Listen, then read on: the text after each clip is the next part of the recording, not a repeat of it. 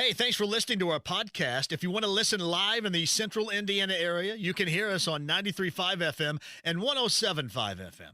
On the Andy Moore Automotive Group hotline, he is the president of the Pacers. Kevin Pritchard joins us. Hello, Kevin. How are you? John, what's happening? So have you got absolutely everything figured out right now? Cut and dry, figured out. That's right. Every detail is perfect. Well, I can tell you this. We spent enough time on it, on the logistics, on player testing, once in the bubble, what we do.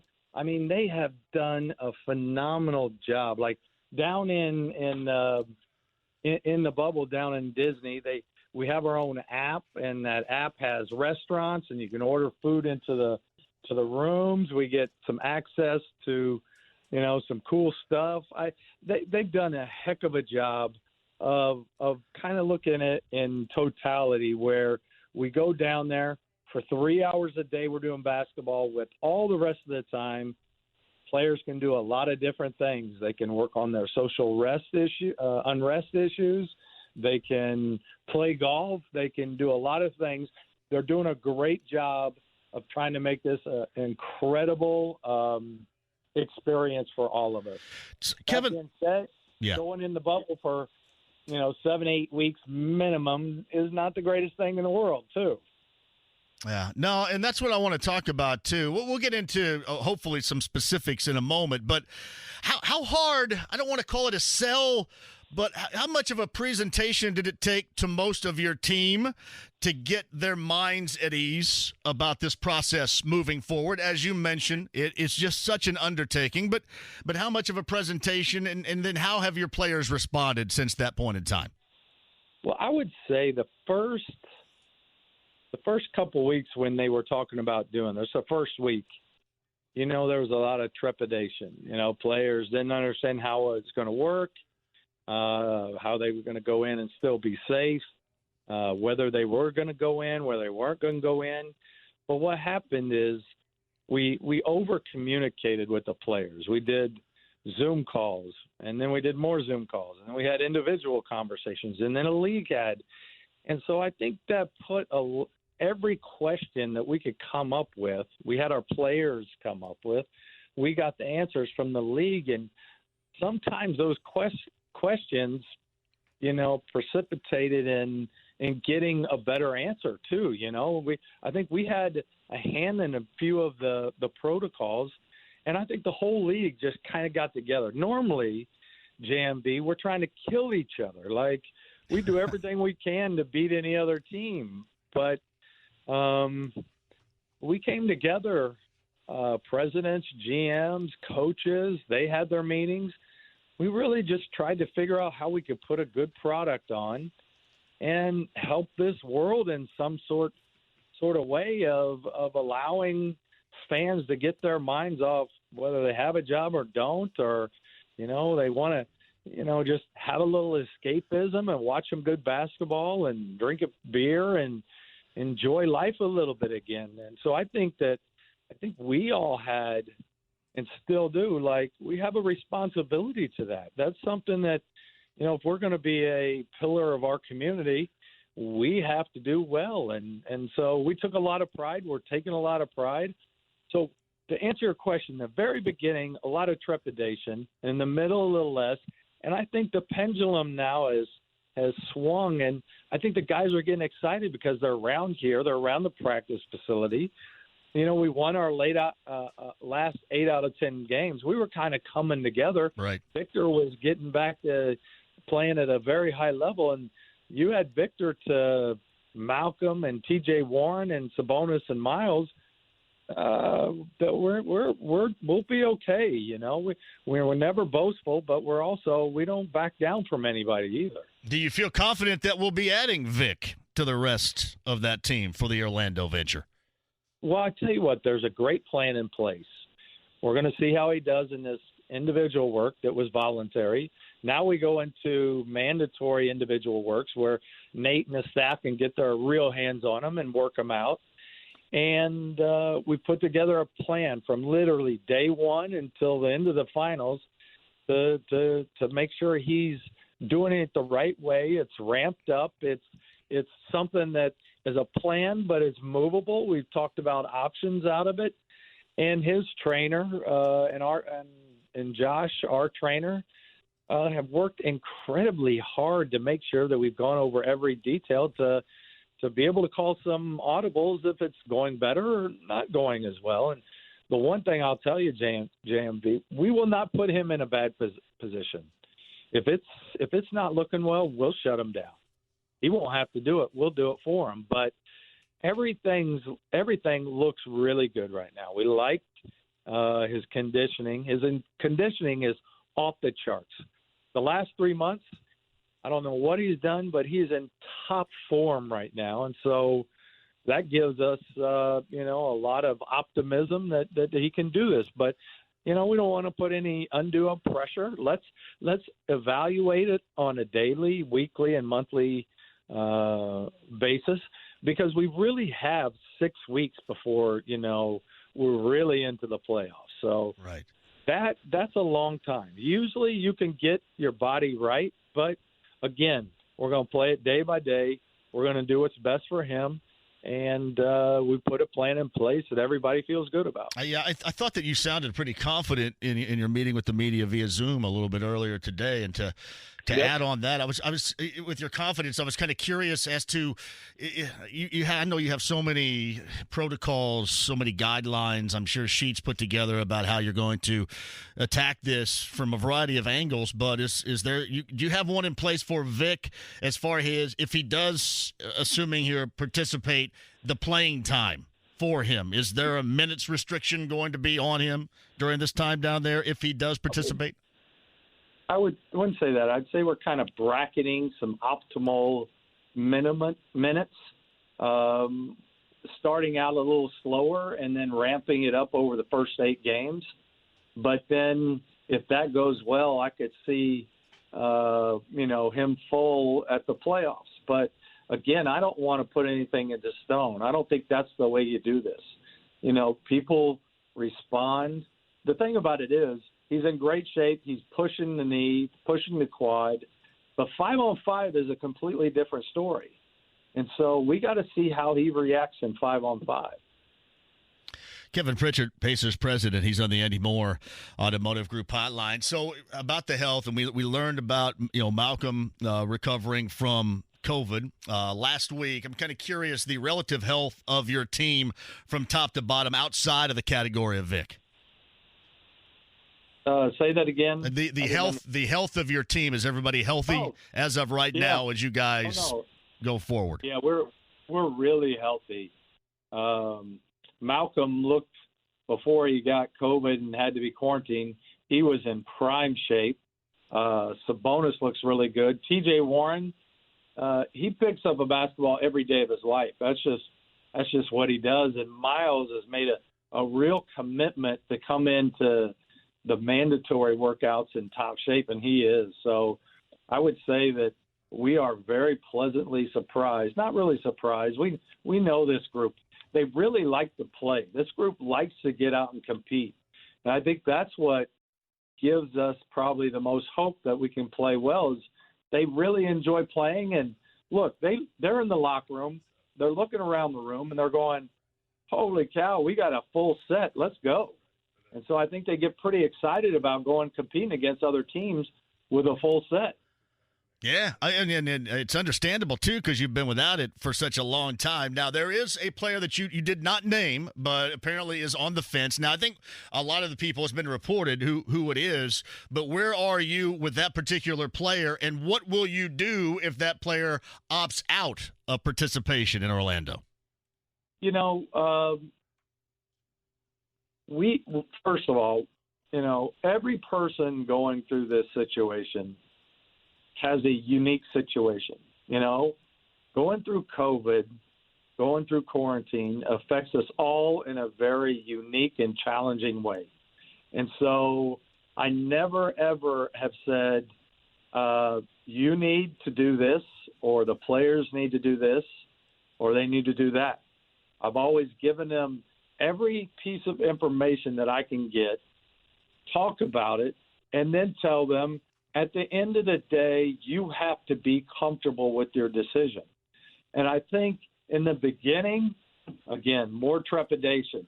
And then people said, okay, well, maybe this is the safest place we can possibly be.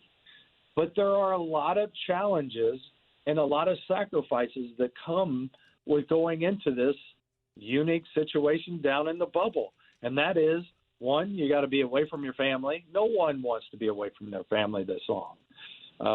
You got to go into quarantine for 48 hours. 36 to 48 hours in a hotel room doesn't sound so good to me. But at the end of the day, we are going to have a life experience that maybe no one else can have. And I think, just my own personal opinion in my own head, I'm looking forward to getting with the guys because I feel this is a team that we'd like to move forward with. So there's going to be a lot of continuity with this team next year that we can get together, we can be together, understand each other better. Those are the teams that achieve wildly. And so I think this is an opportunity for some of our players who lead to step up, some of our players who maybe are follows to have a little bit bigger of a voice, and we can go out there and compete our tails out. And I've told them, that there's three things that I care about moving forward is that you play hard, you play smart, and you play together. If you do those three things, and I'll live with whatever happens. This is Indiana. We want to win. Don't get me wrong. We're going to fight like hell to win. But we appreciate when the game is played the right way. And so this group has got such a high character. Malcom and Victor and Miles and Sabonis and, T.J. McConnell and Justin. We just have a group of great guys. And it's been, to me, that first 60 games or however many we played flew by because I enjoyed being around them. So Kevin Pritchard, Pacers president, via the Andy Moore Automotive Group hotline. Would it surprise anybody if before actual action, Kevin, got underway in Orlando, that you guys were to sign an already established NBA player? Would that surprise, or should that surprise anybody? We're looking. It all depends on if anybody, and we'll know tomorrow afternoon. We have to turn our list in tomorrow afternoon, so we're going to know that. And if we have a player that decides not to go, yes, we have a few players that we have planned. We've talked to. We haven't made any final decision, but I'm hopeful that all the players opt in, and I don't have to do that. Yeah, I'm sure. There's no doubt about that. Kevin Pritchard is with us.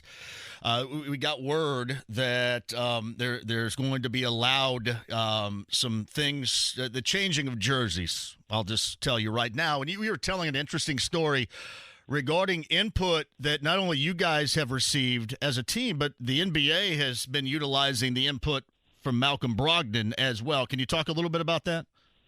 Yeah. So a couple weeks ago, when we were right in the throes of the social unrest and, it was on the TV, Malcom sat down and wrote I'm going to say it's 4 or 5 pages, like a manifesto of programs and things that he wanted to get accomplished. And one of the things I felt really strongly about it when we talked about it, and I was very fortunate to have a small hand in helping him and giving him some advice through it, was that, you could take it a lot of ways and you have all this passion and intensity in the world, right? It's like everybody wants to show how serious they are, but passion and intensity without action, like real action and changing the laws and changing the way we do things, means nothing. You've got to get to some action points. So we challenged him, and he came up with this manifesto, turns it into the league. Our owner's all about it. Our coach is all about it. It's one of the few times in my life where I've sat there and I've gone, this is exactly what we need to do, and I can't lead this. but I'm sure going to follow, and I'm going to give every single ounce of effort to make sure that this gets done.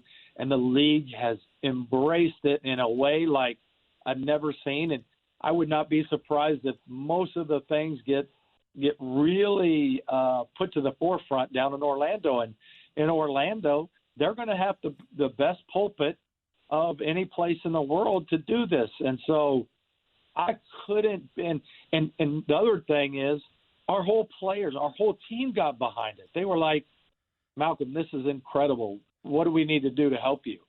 And so from T.J. McConnell to Miles to everybody on the team, we're backing this. And, I think this is that step where you go from passion and intensity into the action. And I couldn't be more proud of any player we've ever had. It's amazing, too, because you and I, Kevin, have talked about this, and this certainly is of social importance. There's no doubt through leadership in Malcom, but we also talk about, trying to build a winner and, keep a winner around here and trying to sell a place that's not a destination location. And it appears to me that with Malcom, that leadership and what he brings to the table, and nothing against anybody that's played here in 5 years and 10 years and whatever, he's going to be one of those voices that is going to help and is going to benefit so many in so many different ways. Did you think you were getting that leadership quality when you guys reached out and got him last summer?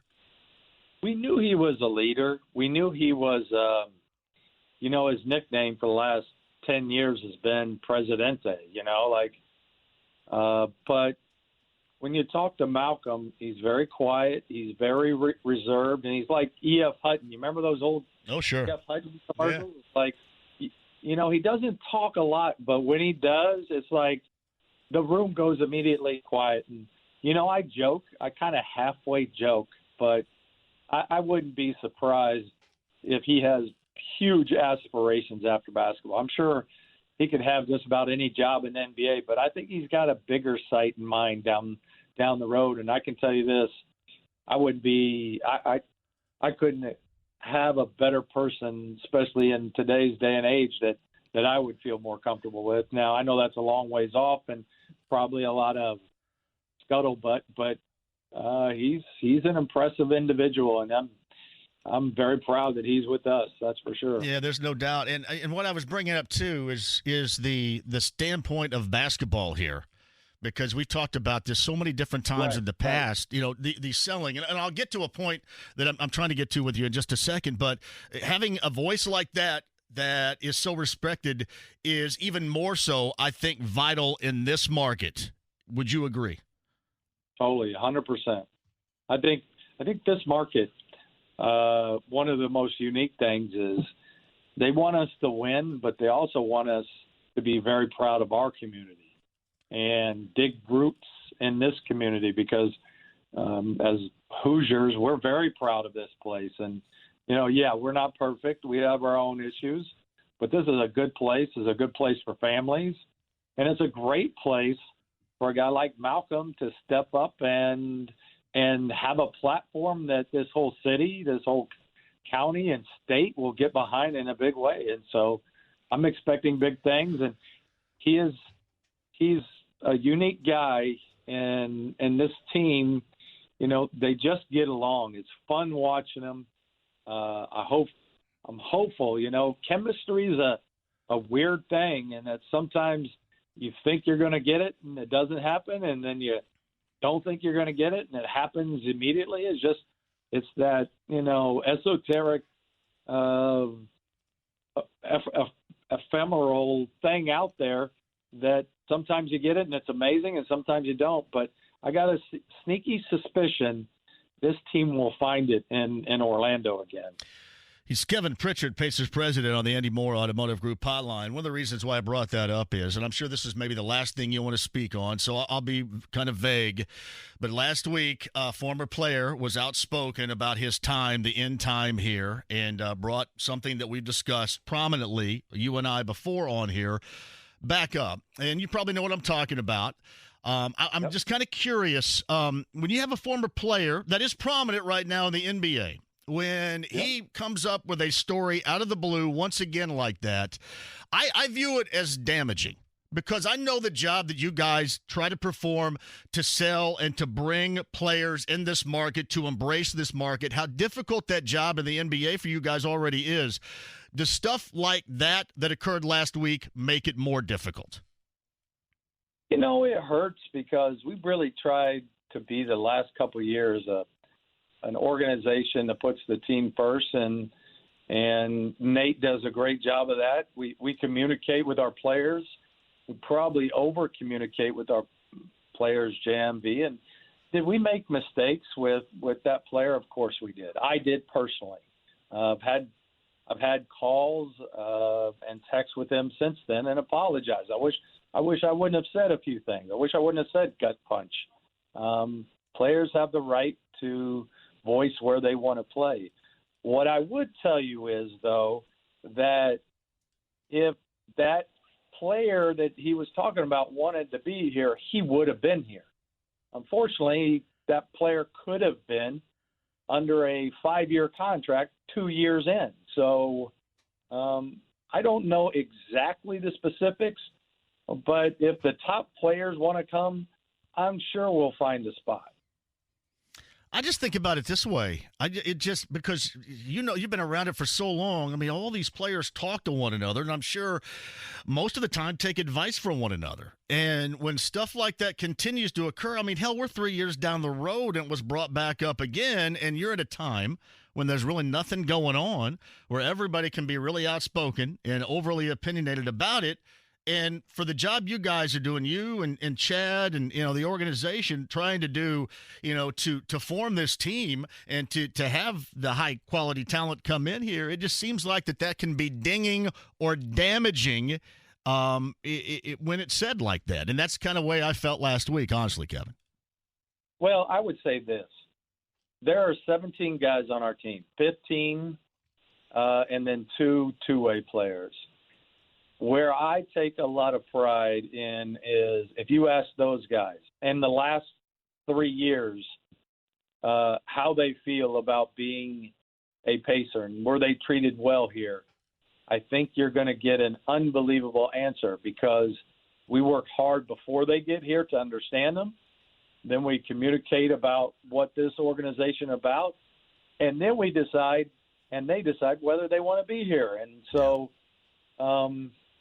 look, we're always facing a little bit of a battle of being in Indianapolis when there's these big cities that can compete, but we're not afraid to compete. Look, we have won and we've done some good things. We still have a lot to do. We wish that player the best, and we have to focus in on us and do what's right for these players and make sure that they're treated well and that they feel good about being here. And the biggest thing, I say this all the time internally, is do players come here and feel like they're getting better? And if they're treated well and they're getting better, then we're doing our jobs, and it will produce a lot of good things. No doubt. And the next time the next time you guys trade text too, just say at some point in time we just got to move on. We just got to move on because that's what everybody on this show tells me, and I'm thinking I'm not bringing it up because I want to.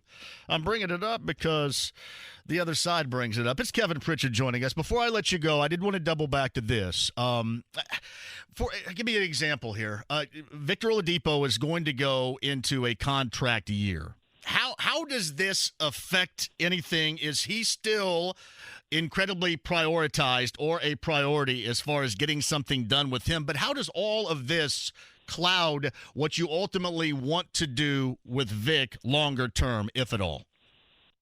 What do you mean, cloud? Just because everything's kind of scrunched into a short period of time. Right. But no, he's under contract this year and next. Right, but still, you didn't get to see, a normal part of the regular season play out, and it seems like it would be different to me. That doesn't affect it whatsoever from your standpoint, your viewpoint. Not really. We know what kind of player he is. We know how important he is to this team, and I think for Victor, he's got to turn this into, I'm going to go down Orlando and I'm going to prove people that I can come back and play at the highest level.